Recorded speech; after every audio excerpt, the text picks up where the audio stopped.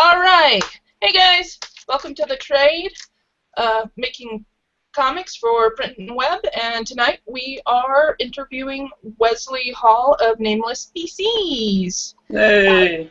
Yay! That's me. Hey, how's it going? Yay! Co-hosting with me tonight is Dave Barrick of girlpowercomic.com. Hello. And I am your always host here, Melony of ornamentalcomic.com. We might have another co-host or two pop on later, so be watching. Dun dun dun. Surprise guest. Yes. It's like Jaws, but you know, other webcomics people, so they come and bite you. That's good. It happens.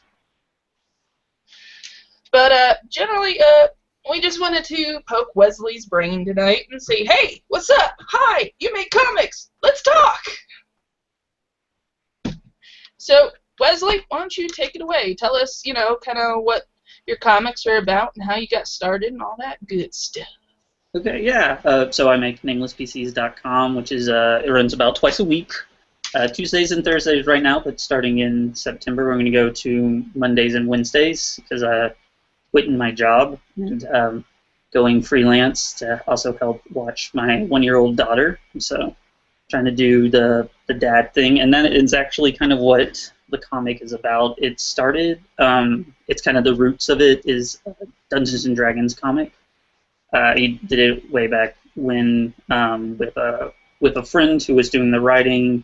He kind of dropped out, and I worked the website in like 2013, and so I ended up starting to do these slice of life comics about my own life. And when I got the website running back and everything, it's just kind of stayed that way. So it's started just kind of slice of life about 2013. Everything before that's kind of, I call it like the classic era, and those are the more Dungeons and Dragons based stuff. And there was, you know, like characters and longer form story stuff, but now it's just kind of gag a day, slice of life stuff. I think I said slice of life about 5 times, so, you know, I'll say it again, slice of life.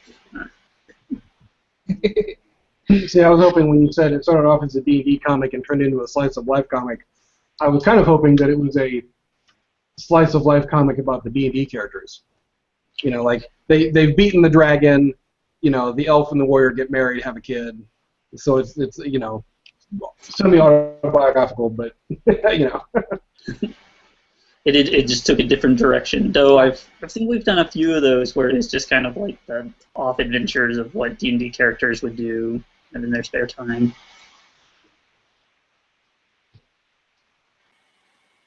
Ooh, looks like we may have lost somebody. I'm still here. Melody. Yeah, sorry. Internet bubble. Yeah. Glitch. I thought, I was doing that bad that you just already dropped out on me. Yes, it's terrible. Failing to start from the start. Yeah. Whatever. Get out of here. Mic drop. Sorry about that. Yes, sorry guys, technical difficulties. They happen. Anyways, so you have a 1-year-old now. Dun dun dun. I do. She just turned 1 earlier this month, so, and just started walking today. Aww. Just a few steps. It's not running yet. No, she will not be unleashed on the masses just yet. Just yet, no. Go to ankle biting. Yeah. Hi! Yeah. She does. She has 4 teeth for it, so she would be perfect for ankle biting at this stage. Yes. Tiny raptor. Yes. At least that's what I think of my nieces and nephews so far. Tiny raptors! What the hell? They are like that, where they're learning how to open doors, and they're learning how to, you know, manipulate things, you know. It's every day. She finally figured out how to use a spoon. It's like, uh-oh, we're going to get in trouble here soon. She's like, hey, what's this? Hi! How's it going? Anyways, sorry about that. So, besides Nameless PCs, have you been working on any other types of comics projects or anything like that? I've been doing a few like offline stuff that hasn't been put up yet. Recently finished a book called Horror of Loon Lake, which was a large anthology all written by one writer, Carl Smith. You can look for it on Amazon. I think it's on there. I did a story in there called Invisible Melvin, which was about a kid who doesn't believe, who reads a ghost story, convinces himself that if no one believes in you, you become a ghost. And so he keeps getting ignored the whole day, and he feels like he's turning invisible and slowly turning into a ghost. And he is convinced that he has to be seen by somebody by the end of the day for him to be not a ghost or not invisible to the world. So. Awesome. That sounds good. Yeah, it's a little 8-page story, and if you actually go to the Amazon page, just the Horror of Loon Lake, you can actually see the previews, and I think it's in there. You can see most of it, if not all of it, in the previews. But you should still buy the book because it's only like $11. And you got like a wide variety of cartoonists and illustrators and stuff to do a bunch of stories in there, and they kind of range from all over, all ages stories. I don't think anything's too grotesque, so it's kind of a nice family horror read, you know. Right. Nice. Something good for the kitties, especially since we're not too far away from Halloween right now. Yeah, exactly. It's kind of the perfect Halloween book if you want to get any of the kids in the comics. Exactly. Do you have anything in the works right now? Yeah, and I'm working, and so with him, he also is doing, that same author, Carl Smith, is doing a book called Be Careful What You Wish For. And we're doing an anthology about, it's kind of like, what if a guard, kind of a Weasley guard, kicked out Superman and got in the ship when he was a baby and came to Earth, and he landed on medieval Earth and has all of Superman's powers, but is mistaken for a wizard, and is not exactly, not the smartest, he's also not the most heroic. So. Well, he was a janitor. I mean. Yeah, exactly. Yeah. So now he's kind of found himself, king of these planets, and but everyone kind of thinks he's also an evil wizard. So it's back in the day. So. Yeah, I can't imagine though. I mean, I guess unless there's actual magic in that world, that he would actually have too much trouble. Yeah. Because I mean, Superman is vulnerable to magic, but if he just lands in medieval Earth, like they're screwed. Like there's nothing they can do. Yeah, there's not much they can do. I think it's kind of an old zany comic, so it's where he has powers, but he's not exactly the smartest to know to use them to his maximum abilities, and he's not quite sure what they all are. Does he have all the early Superman powers? Like he was able to jump tall buildings, not fly? I think he can fly.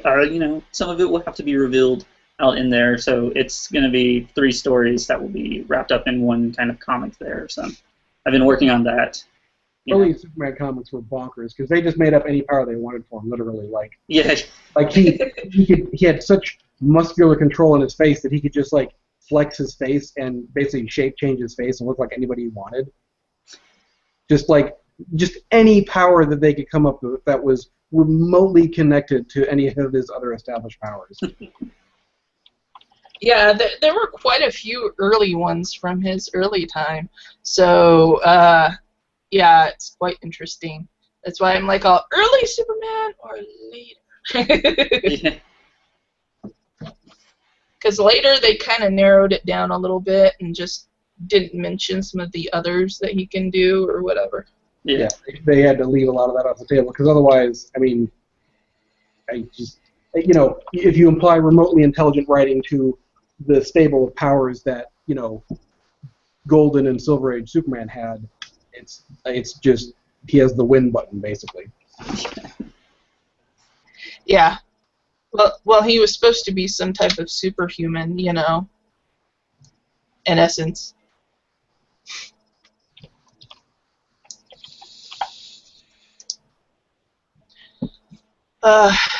So do you have anything, planned coming up for Nameless PCs specifically, like any big events or anything, any conventions, anything like that?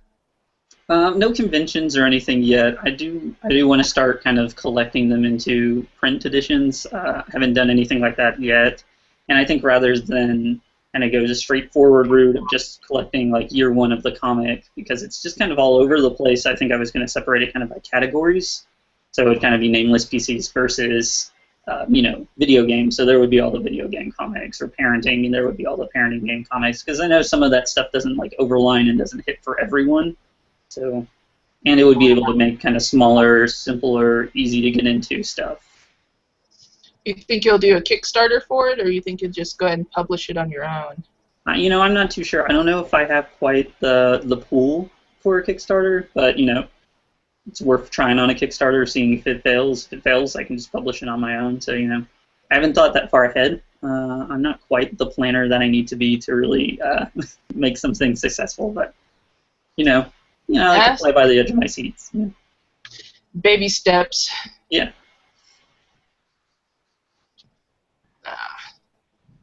Well, still cool. Very, very neat.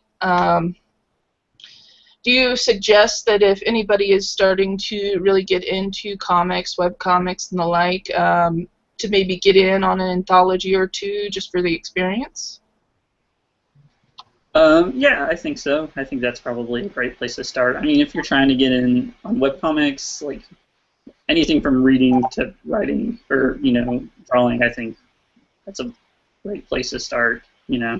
Short stories, really find your mark there. It also helps you get your name out. I noticed a number of webcomics people do quite a few anthologies as they're usually launching or we're just working on their webcomics, and it seems to help them get their names out there a little better and their projects known a little more. Yeah, because someone will be buying it for maybe an established name that's in the book, but they find you and they like you. It's always a bonus, Oh yeah, definitely. Oh man. Let's see. Well, do you suggest where do you suggest somebody starts? Start with like webcomics? Yeah, yeah. If you're trying to make one? Yeah. Well, it's great. I think you're in a really good time right now with webcomics. I was talking to somebody the other day and was comparing them to like garage bands. Like everybody back, at least when I was growing up, if you were remotely interested in music, you could have a garage band, and it's almost in the same way now, where you can do it with webcomics, because it's like sites like Taptastic, Tumblr. You don't even really need to host your own webcomic. You don't need to know the web hosting side. I still host my own comic on my own site, but I'm not even sure if I would do that anymore, especially with Taptastic is what I use and put stuff up there, and it's just like an easy interface to drop stuff in. I use Manga Studio or Clip Studio Pro. It has a different name now. I can't remember it for the digital. Clip. Yeah. Clip Studio Paint. That's it. I always get it backwards. I'm like Clip Paint Studio Pro. I mean, and even then with like Photoshop being, you can get a monthly subscription to Photoshop for like $30 now, $50 for the whole suite. Just Photoshop. Yeah. But those are all like, a lot easier beginner points, So even going to there, like the tools are a lot more accessible these days than they have been, and they're only getting cheaper, Yeah, I got an older version of Adobe Suite. I got the full master suite. I got CS3 for about $200. Oh, nice. And I know it's CS3. I know everybody's like, 5 or 6, are the best. But I learned on 3 and 4, and there isn't a huge amount of difference between some of the newer versions and the slightly older ones. And you can get the older ones for insanely cheap. You can get Manga Studio for about $20. I mean, yeah, exactly, and that's a huge, powerful tool. I mean, I do my whole comic in it, so I'm still transitioning over to Manga Studio just because, like I said, I learned initially in Adobe. So, yeah. I started in Illustrator, moved to Photoshop, and then moved to like a combination of Illustrator, Photoshop, because I was being real persnickety about the line quality stuff in there, and then Illustrator did great for like really solid flat colors, but couldn't get kind of the depth and texture that Photoshop could. And then I went back just to Illustrator and worked on just that kind of like, just flatter style, and then found Manga Studio and switched up to there. So I mean, even going through like, and if you look at like a lot of webcomics, I think mine's not exclusive to that. You can see artists transition through those things, So if you're thinking of doing a webcomic, you should just go ahead and start one. Is really the thing, I think I wasted too much time being afraid that I wasn't going to make good webcomics. That I didn't do it. Yeah, I didn't do it for too long, and now I'm, miles behind some of these I always kids. thought that was the best thing about webcomics is that so many long-running webcomics still have their first strip up. So you go back to Penny Arcade or Questionable Content and hit that first button. Oh yeah. And wow. Oh yeah. I mean, it's not like their first stuff is garbage, but compared to what they're doing now, it's shocking the difference. Yeah, it's very reassuring. Yeah. If you're worried about putting out something that's not the best thing you will eventually ever do, I mean, that's ridiculous. I mean, unless you've been working as an animator for Disney for 30 years, yeah, you obviously are going to have a large growth curve once you start doing a project like this. definitely. And it's definitely one of those things too. The only way you can really do it is by learning. It's one of those things, where people are always like, "What's the tip to doing better drawing?" It's sitting there and drawing 1,000 things, Yeah. Well, what I'm going to do, barring another tornado that comes through, which I just went through yesterday, that was fun. Tornado and flooding. Ha! Yeah. Oh, good. Yeah, that was fun. I didn't have electricity for about 15 hours. Went off yesterday afternoon, and I just got it back this morning. So I'm going to actually lock myself here in my studio for the whole weekend, and there is a Skillshare class for Manga Studio specifically, and I'm going to go through the whole of that. I'm going to try to do the lesson the best I can, and I'm going to basically dick with Manga Studio the whole weekend and just make myself do it because I keep putting it off. That was my original plan to learn Manga Studio too. I did the 24-hour comic day, and I had just ordered Manga Studio. I don't know the proper pronunciation. Manga. Yeah. I'm one of those uncool kids who don't. I'm old. Just call them comics, right? Yep. But yeah, I was going to learn it that way, but I had problems with FedEx, and I didn't get it in time, so I ended up doing it in Illustrator. But yeah, I just sat down and was just like, let's see how this works, and just messed around with it. I think that's the best way to learn really any tool. Is, a few YouTube videos. Yeah, the best way to learn something is to have a project in mind and try to figure out how to get your project accomplished with the tools you have available to yourself. Yeah. Well, I've been doing mine right now in a combination of I do like the initial lines in the ink on paper, so I have strips, and then I scan them into Photoshop, get them all cleaned up, and then throw them over into Illustrator. Oh, nice. Yeah, I would. And that's been my combination right now, because for some reason Manga Studio is not recognizing my scanner. So.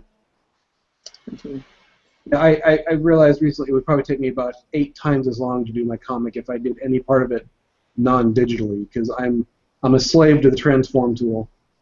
Oh, that head's too big. Transform, fix. Yeah. Instead of having to, completely erase it and completely redraw it, which is crazy.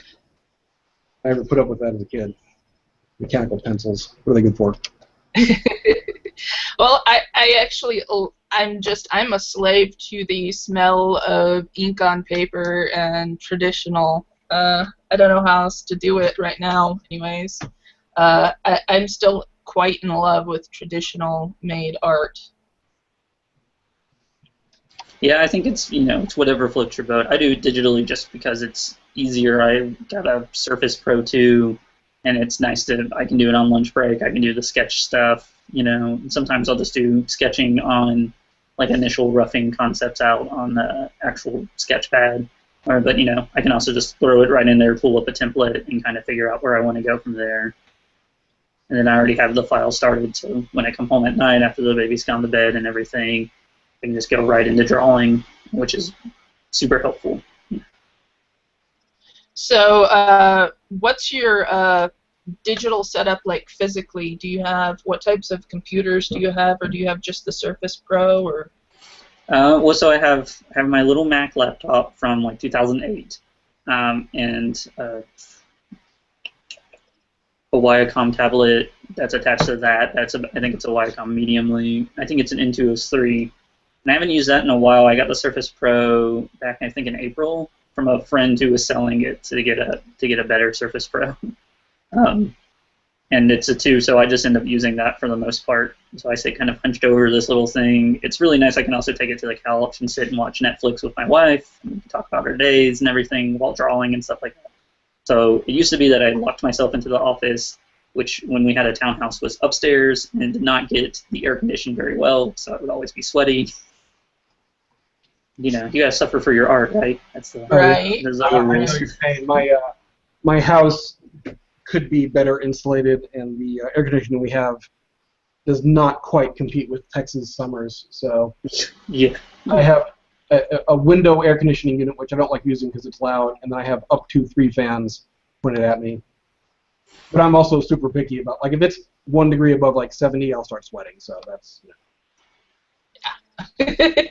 Yeah, I sat there by just the littlest little fan that just buzzed, and that was like my background music for most of my comic drawings for about the last year and a half. And then we just moved to a new house, and so it's nice. It's all on one level. I have an overhead fan in the office, which I'm at now. I have an office, you know. I mean, it also doubles as storage and the place to put the dog during the day, but, you know, I'll take it. It's a sweet life, really. I've got a tiny, tiny, tiny bedroom that I converted into my office. I currently share a home with my father, and the air conditioning is clear at the other end of the house. Oh, no.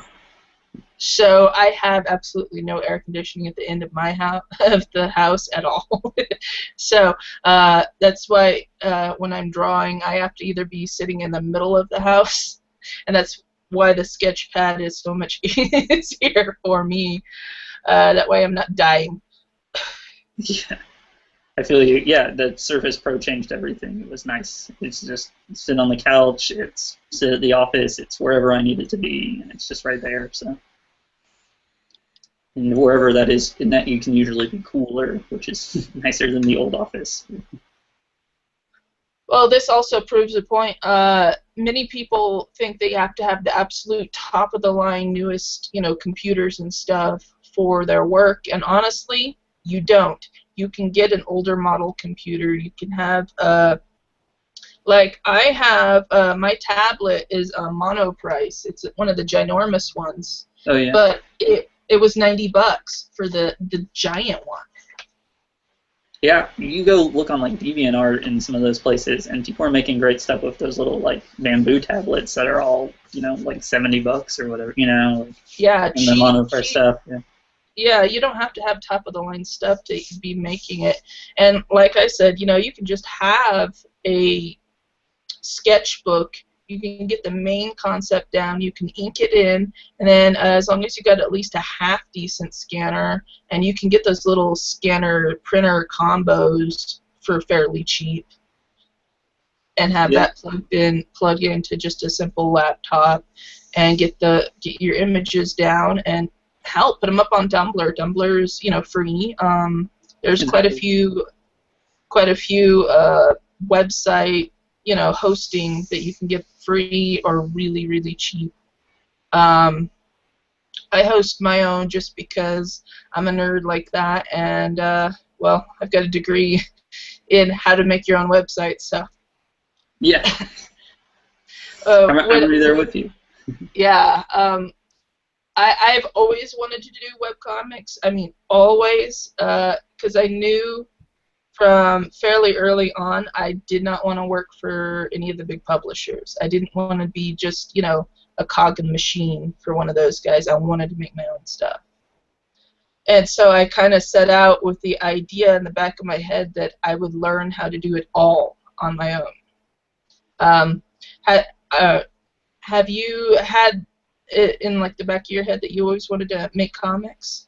I was always into comics and drawing, like since I was a kid. And I don't know if I've always wanted to make comics, but I always was interested in that concept. And it wasn't until it was a really weird way to get started. I ended up hooking up with this guy who it's now a defunct site, but it was a gaming site, and he was like, one day I'd like to have you do a comic. And my friend who used to write Nameless PCs, Matt Roberts, he's at Not an NPC on the Twitter. He was super funny, and I thought like, hey, you write it, I'll draw it. And it was just like, let's give it a shot. Like someone else is kind of asking for it. When we started at just like one every 2 weeks, and then it just became one a week, and then eventually 2 a week, and it's kind of where it's just been, and it kind of just kept rolling, and it's just become part of what I like doing and who I am, and I don't really know if I could do anything else, with my time in the same way and feel as productive as it is about a comic. And the webcomic place is great. Like, it's a great area and a great space to be in. That's a nice thing about web, is that you can get it out there to hundreds of people pretty easily, and if it catches, it catches. I haven't had any really big catches in that regard, but it's a nice little leveling playing field. That's super awesome. I found that a number of people have to build, and it takes you a couple years sometimes before you have a decent-sized build before it really starts catching on. And a couple of people I know have started posting some strips and whatnot to Reddit. Have you tried Reddit yet? Yeah, and I've gotten a few hits on there and stuff like that. I've done decently on there. Nothing like huge numbers, but it's also where I've found some great comics. So I would never doubt the Reddit and the subreddits of our webcomics and our comics are great places to go for learning about new comics and finding kind of stuff that's out there. I also like to go to art documentaries and watch documentaries, so it's also given me entertainment to do while I make my webcomics, so I cannot complain about that at all. Are you always striving to try to improve yourself and improve your comics and your writing? Yeah, I think that's kind of like the main thing is being able to like critically examine. I like to look at a comic after it's done, and maybe I've slept on it for a day or so, and figure out like, did I get the joke right?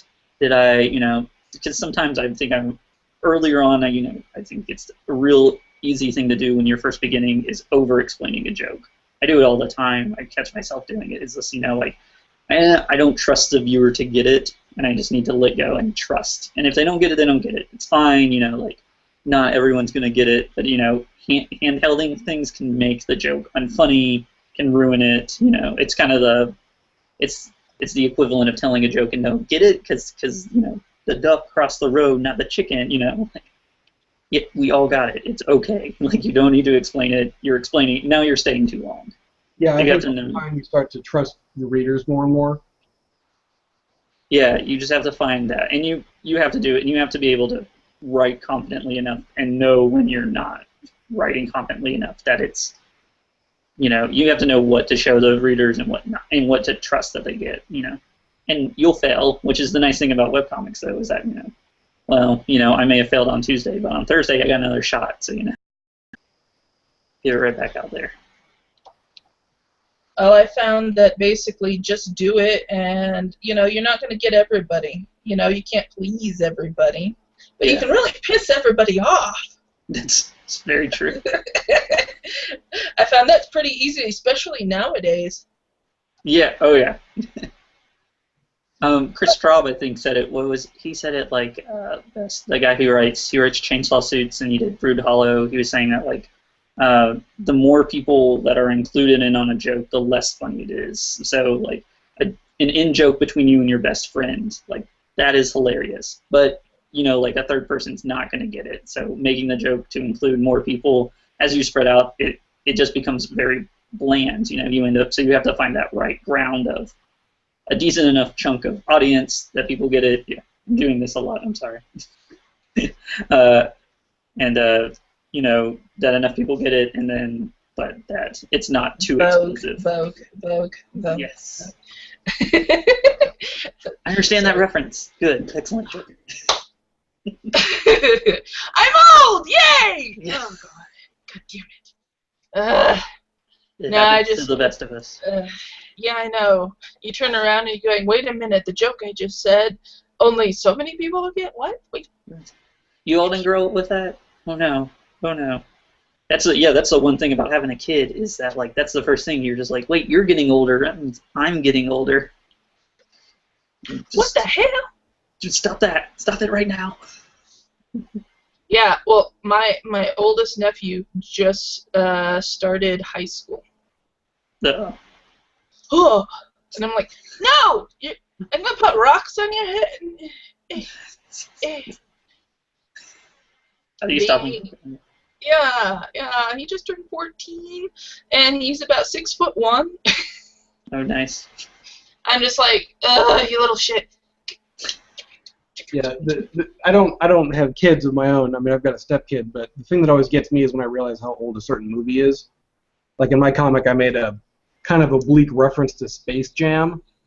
Oh, and then it's like, so in the comment underneath my comic, I was like, yeah, this is a reference to Space Jam, which is, and then I looked it up on IMDb, like, holy crap, 18 years old, which means there are people graduating high school this year that have no idea what that is.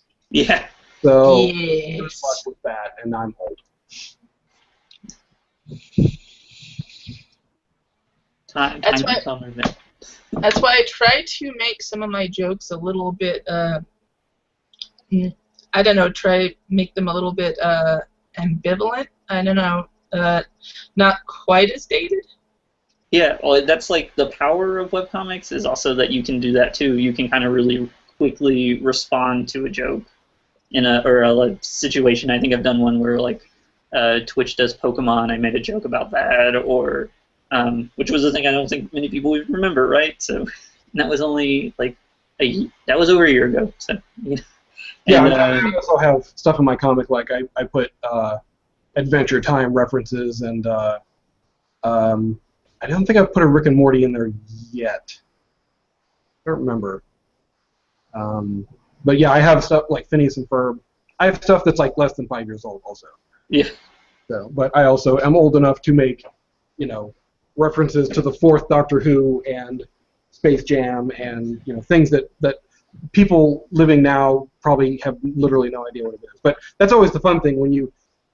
I always thought that was the best thing about stuff like watching Mystery Science Theater back in the day. Like, you had to have a cinema major, a historian, a sports guy, and like a proper nerd all watching at once so that they could explain the references to each other. Because one human being could just never know all the stuff they were talking about. And, you know, you'd have to like pause it and be like, okay, so, you know, it's funny because there's actually a YouTube channel. I don't think it's their official channel. Maybe it is, but someone's been putting up Mystery Science Theater movies with the YouTube annotation tools, and they annotate and explain every single reference, and it's just like bloop, bloop, bloop, bloop, like it's like watching a pop-up video. It's constant. That's nice. I would have to check that out. Yeah, I loved watching Mystery Science Theater 3000 for that. It was like you get every fourth joke, and then you'd watch it again, and you'd be like, I get 3 out of 4. Yeah, I would sit there with pen and paper going, okay, don't get that one. Who was that? It's also nice to know that okay. It was a checklist. Yes, really. You were not the only one. Yes. It's so nice to know. Yeah. Yeah, but officially having him start high school, I was like, I feel old now. Yeah. Oh, I'm gonna go cry in the corner. Oh man. Nostalgia. Uh-oh, it's running deep. Damn. Well, let's go on to our recommendations, guys.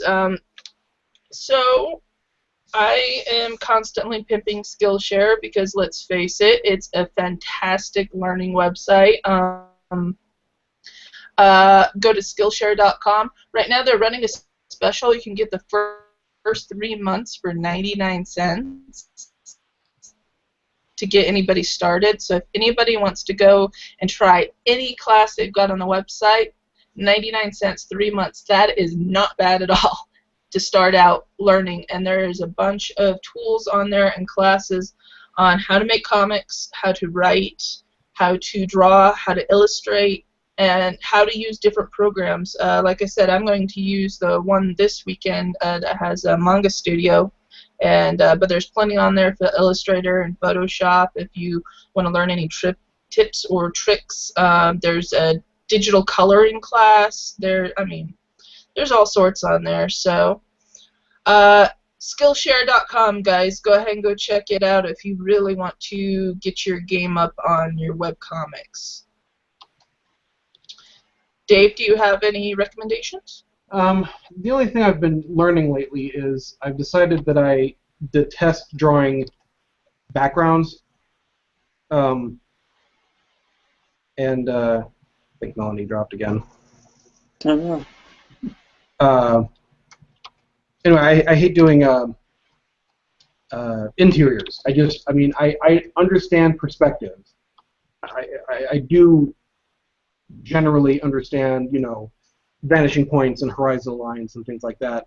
But I still get really tripped up with simple things like if you draw characters from the waist up, how do you know where the line showing where the ceiling or the floor and the far wall meeting behind them? Like, I know where the horizon is, and I know how tall the characters are, but like, how far back do you put that line, depending on like the depth of the room and like the wide angle of your lens. I don't know. That sort of stuff. I think there are ways to figure that stuff out, and you have to actually sit there and like, draw extra guidelines in the back and then divide those into halves and then put little X's and say, okay, this is each one of these blocks is 5 feet or however, like in relation to your character's height and stuff like that. So I was like, you know what, I'm tired of it. So I decided to go try and learn Blender, which is a 3D. It's an open source 3D modeling program. Oh, nice. It's like 3D Studio or Maya. I suspect it's probably not quite as powerful as them because it is absolutely free, and open source and all that stuff. Let me see. I think Melody needs to be invited back in or something. Oh, she's just saying she got kicked off. Well, I know that. So the drawback, once I figure if I can learn how to use this, the advantage will be it's a tool that you can use for other things, So 3D modeling is like if you want to do anything in video games, you need to know some kind of 3D modeling program. So I figure it's worthwhile trying to learn it, but it is like a lot of 3D programs. There we go. It is the UI designed by engineers instead of like UI people. Oh yeah. 3D programs are very, very, very complex. Like imagine how Photoshop is, and that's for 2D stuff, and not even like ignore the layer stuff. I mean that's kind of quasi 3D, but just imagine Photoshop with like a whole other layer of complexity to handle the 3D stuff, and it's difficult. It's not intuitive. I'll say it that way. So I put some time in. Anyway, so I guess my recommendation is there's a website called I think it's called CG Cookie. Let me actually double check that real quick. And it's basically it's a bunch of tutorials. Yeah, CG Cookie. And they have a bunch of tutorials. some of them are free. They do charge for some of them. I mean, they have like I think it's like 18 or 20 bucks a month. But you can like run through all their basic Blender, like kind of Blender 101 stuff in a few weekends. But then they have a whole community full of like, here's how you do like some weird, like really specific thing. Like let's build this thing from beginning to end, which is very useful. So I guess that's my recommendation. If you're sick of drawing architecture, interior or exterior, maybe try learning a 3D modeling program. But it's no small feat. It's a real investment in time, which is why I haven't quite gotten as far as I'd like. But that's what I'm using to learn. Nice. Let's see. Well, I'd recommend Tapastic. It's kind of like a Tumblr or a Facebook that's just for webcomics. I don't know if you've checked this out. Some really great webcomics are on there. There's like huge access to it. It's really easy to sign up and put up your own stuff on there, and you can put multiple series under one creator, which is pretty cool. And then they have ad revenue from it, and they have an app. They're all kind of set up for mobile. It's let me make sure I spell it. It's sorry, Tapastic. Yeah, they've been great. I've been featured on their mobile app. Does like five comics a day, every day as like a daily snack, and most of them are gag a day or slice of life comics. But they also do longer form comics, and you can divide things up into chapters. So it's great, and you can also see if you find a webcomic you like, you can see what they're reading. And it's just a great like rabbit hole to dive down into. And there's everyone's there for webcomics, so kind of unlike Tumblr or Facebook, where you're kind of getting a mishmash of people, like the people following you are following you for comics or kind of engaging in comic talk and stuff like that, which is really interesting. And, they have a forum and stuff like that too as well. And then I've been reading a book called Cartooning Philosophy and Practice by Ivan Bernetti. I haven't gotten too far into it, but it's kind of like a series of practices. He's been teaching cartooning for a while, so in comic making. So the idea is to just do kind of these exercises to help you and kind of push your comics and stuff like that. So those would be my recommendations, especially if you're looking to get started. And nice thing going back to Tapastic is, like again, if you don't know the web building side of things, this is a way you can put it up and not have to worry about any of the web building stuff. They have ad revenue that you can turn on almost immediately, so you can make money, and they also have like a Patreon-like system set up into it where you can just have a supporter page. So the revenue sharing is like a 70-30 thing, or do they even tell you what the numbers are? They just deliver some cash into your account each day? I'm not entirely sure. I just turned it on and didn't worry about it because I didn't figure I would make a ton from it. But 3 months, I think I got like. Advertising is tough to make much on anyway, so. Yeah. Yeah, on average, most people tell me they get anywhere from 10 to 20% of their overall, money in from advertising. Yeah, I've definitely not made a ton, but it's a nice little like booster. I can buy a taco or some sodas, keep me going. So something, yeah. I'll take it. It's better than a swift kick in the ass. That's very true. Honestly, anything helps. Do you have a Patreon, by the way? I do. I have a Patreon. It's Patreon.com/Nameless PCs. And you can support. Most of the way I've set it up is so that anyone at $1 gets access to the stuff, and then the idea would be getting more people to pledge $1 and building up kind of tiers in there, or like things that released all the way up further we go. And now that I'm doing freelance, I think I'm even like throwing out the idea of maybe starting like a pixel comic on there. I've really got into like 8-bit pixel art, and so I thought maybe I could just do even like a side project and just put it on the Patreon, at least at first, and then maybe put a collection of it on like Gumroad, or even put it up on Tapastic, a little behind things, the schedule or whatever. So, but that's still in the early forming phases. I'm not sure what I want to do with it quite yet. So. Dave, how's your Patreon doing? I just recently hit the milestone I had set up for a while.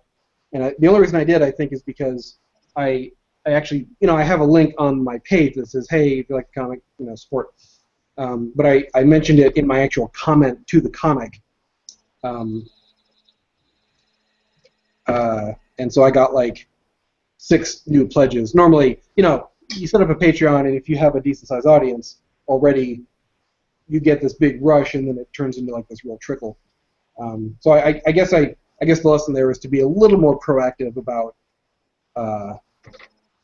promoting it. I don't want to be like a street vendor and be like, hey, you want some watches? You want some watches? Like chasing people down the street, right? But on the other hand, it is like literally how I pay all of my bills now. So, maybe I should, once or twice a month be like, hey, thanks, because you can do it without being like, please send me money. Just be like, hey, I just want to make sure everyone knows that I really appreciate the donations on my Patreon. Here's a link. So, yeah. So now I have to think of a new milestone, which will probably involve removing some of the ads on the page or something. I'll have to think about it. Because the tough thing is coming up with, the tough thing is coming up with new milestones that don't take any of my time away from doing the comic, because my time is pretty strained when it comes to doing the comic anyway. Yeah, but that's it. That's the exciting stuff going on with the comic right now. So how many times a week do you post, Wesley? I post 2 times a week, so I post Tuesdays and Thursdays, and then I keep saying that, but I'm going to switch to Monday and Wednesday this week, so I should tell everyone Monday and Wednesday for future reference. So just 2 times a week. I'm going to up mine, because usually I just post once a week, and I'm going to up mine to twice a week. I was thinking Tuesdays, Thursdays, though, for me. Tuesdays and Thursdays done me well. I mean, I've done it for since about 2013, so it's just a switch. It's just going to be the time I'm online more to post about it and respond to any comments and stuff, So I don't have a 1-year-old running around the house that I'm chasing. So yes, the little ankle biter is getting mobile. Yes, she is. Yeah, I generally don't think that the days that you update are as important as just being consistent about updating. Yeah, and I would agree with that. Yeah, definitely. There's one comic that's been around. I mean, it's not. I don't think it's hugely successful. It bothers me when a comic doesn't have a Project Wonderful ad on it with a you can click here and advertise, because that's how you click there, you look at their metrics, because that's the only like one-to-one kind of analytics that you're going to get on a page, pretty much. I mean, there are sites that'll estimate traffic and whatever, but yeah, but they don't have anything like that. They've been around forever. It's a comic called Sabrina Online. It's like sort of Looney Tunes style anthropomorphic. It's not. If you say furries, that conjures a certain image, which this is not that kind of comic. It's a I mean, it's literally just anthropomorphic characters.